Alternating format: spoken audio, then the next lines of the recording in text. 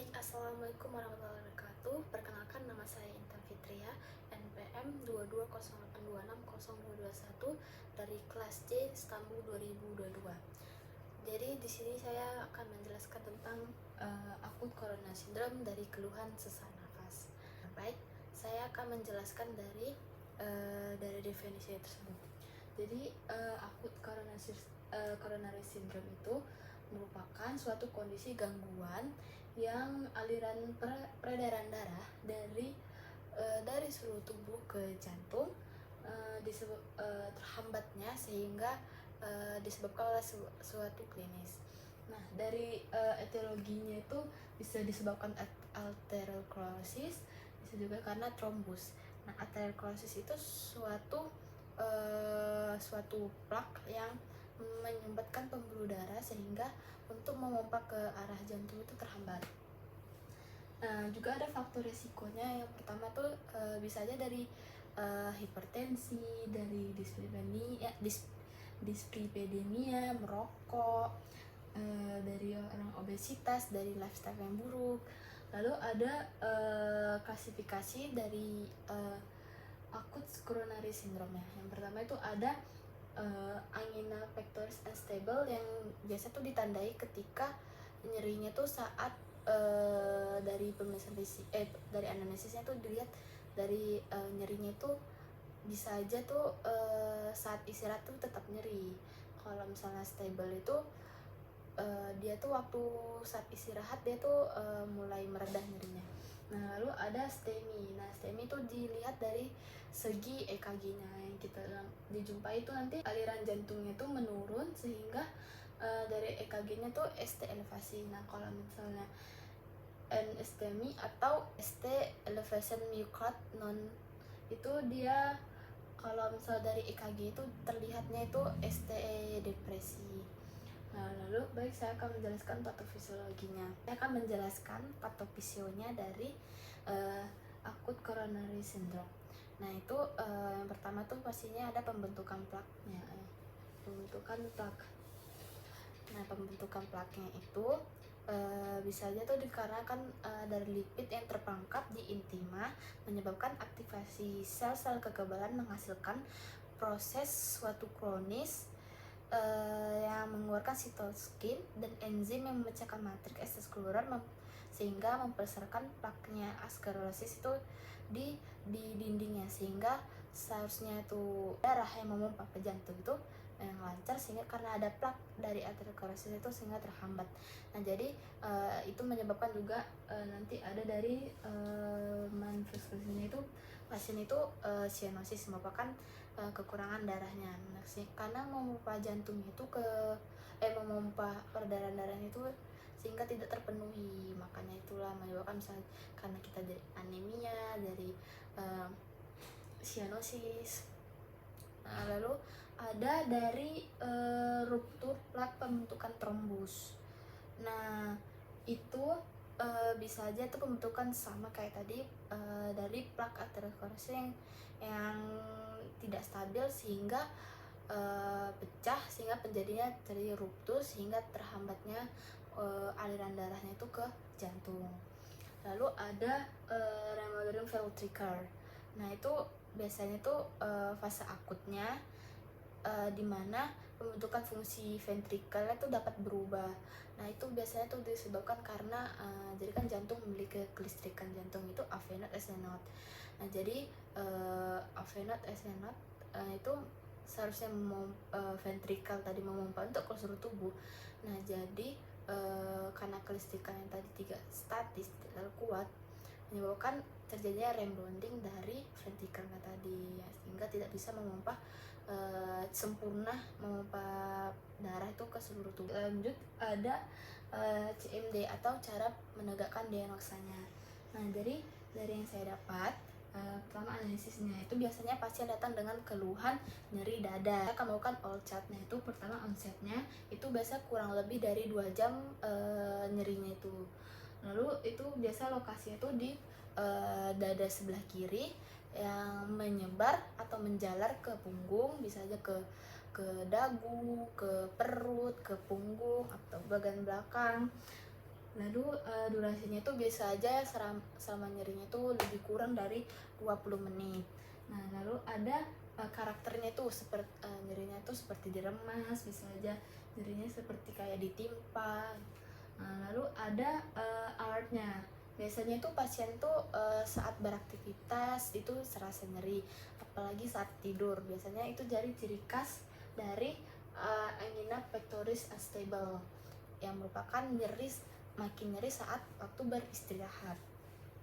Lalu ada radiationnya, itu biasanya tuh pasiennya tuh bisa sesak napas, bisa keringat dingin, lalu ada mual dan muntah, lalu ada terasa pusing karena dari efek si nyerinya tadi. Lalu RPK biasanya tuh keluarganya tuh memiliki riwayat hipertensi, penyakit jantung bawaan. Kebiasaannya biasanya tuh pasien juga dari malas-malasan berolahraga, sanitasi yang buruk, kayak lifestyle yang buruk, suka makan makanan yang kayak cepat saji. Terus bisa jadi itu dari kebiasaan dia kayak merokok juga, itu merupakan satu faktor yang memicu dari akut coronary syndrome yang disertai nyeri dada. Biasanya tuh pasien tuh punya riwayat penyakit terdahulunya, kayak misalnya pasien tuh punya riwayat PPOK, lalu penyakit ginjal kronis, terus ada penyakit gangguan tiroid. Nah, lalu biasanya pasien juga punya riwayat obat seperti dia itu pernah mengkonsumsi antiplatelet, lalu beta blocker, lalu ada antihipertensi dari riwayat penyakit dia terdahulu. Baik, saya akan melanjutkan pemeriksaan fisiknya. Dari vital sign, pasien itu pastinya datang dengan hipertensi, terus takutnya suhu tubuh yang tinggi. Dari pasien tuh biasanya tuh datang dengan keadaan sesak nafas pastinya. Juga pasien nanti datang juga dengan dilihat dari inspeksi dari wajahnya akan terlihat seperti keadaan pucat. Lalu bisa aja di matanya kita akan inspeksi di daerah mata palpebra apakah terasa anemis positif. Biasanya positif anemis, cyanosis juga positif. Lalu ada dari inspeksi di daerah leher kolom, apakah ada pembesaran KGB. Biasanya pada umumnya kalau itu ada pembesaran KGB. Lalu kita tuh memeriksa TVJ. Nah, jadi kalau misalnya pasien akut coronary syndrome, biasanya tuh TVJ-nya itu positif lebih dari 2. Auskultasi di daerah KGB akan terdengar suara bruit. Nah, lalu di toraksnya, dan juga kita lihat dadanya itu biasanya pasiennya simetris. Saya akan melakukan palpasinya, akan teraba pulsasi di media clavicula di lebih dari 2 cm. Biasanya itu ciri khas dari akut coronary syndrome. Kalau di perkusi pasien akan terdengar suara biasa kayak dari sonar ke redup untuk batas jantung, batas hepar, batas lambung. Untuk pemisahan biasanya pemisahan dari kardio. Lalu auskultasi itu kita dengar dari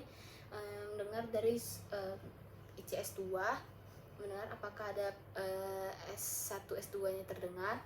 Nah, biasanya itu terdengar suara positif murmur, suara tambahan S3 dan S4.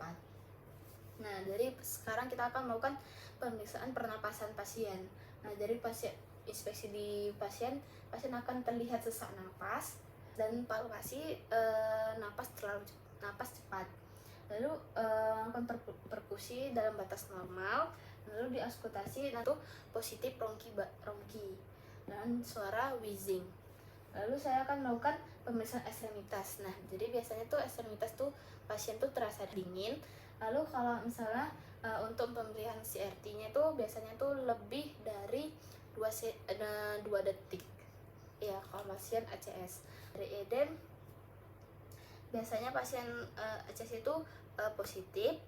Lalu kalau pemeriksaan Hoffman test itu juga positif. Nah, jadi kalau misalnya di abdomen di pasien, dari beberapa jurnal yang saya baca, terabanya pembesaran dari hati. Karena dari biasanya kalau misalnya pasien punya riwayat penyakit ginjal kronis. Lalu dari pemeriksaan penunjangnya, nah, darah lengkap lah kan. HB-nya tuh biasanya pasien tuh rendah, terus hematokritnya tuh biasanya meningkat, dari leukositnya juga meningkat. Dari profil lipid, nah jadi kan karena pasien datang dengan hipertensi, jadi profil lipidnya tuh biasanya meningkat, kolesterol total itu meningkat, terus LDL itu meningkat, HDL meningkat, triglycerida meningkat. Itu meningkat bisa aja dari karena kebiasaan buruk, terus riwayat hipertensi. Lalu ada enzim jantung. Nah jadi kalau misal dari enzim jantung pasien ACS, biasanya itu troponin I dan troponin T-nya itu meningkat. Untuk menegak diagnosa lagi kita butuh EKG. Nah jadi kalau misalnya dari gambaran EKG, biasanya tuh di lip buah, ST elevasi, myokard, STEMI. Kalau misalnya ST depresi ditemukan myokard non STEMI. Nah juga untuk lebih menegak pasti diagnosanya kita butuhkan fototorak. Nah jadi kalau dari fototorak itu biasanya itu dijumpai kardiomegali dari jantungnya. Itu tata laksanaan pasien ACS ini bisa dilakukan dengan pertama terapi ONACO. Nah terapi ONACO itu pertama oksigennya bisa dari 2 liter sampai 4 liter. N-nya itu bisa ISDN itu 5 mg 1 kali 1 sublingual.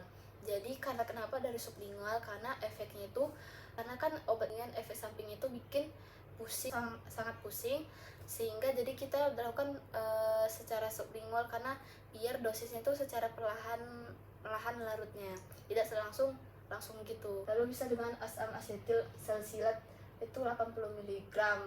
Terus ada clopidogrel 75 mg 4 kali 1.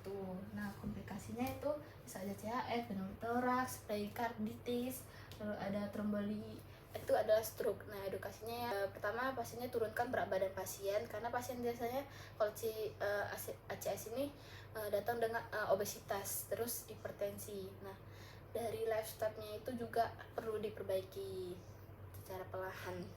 Terus kalau bisa juga dikurang-kurangilah merokoknya pada pasien. Gitu saja, terima kasih. Assalamualaikum warahmatullahi wabarakatuh.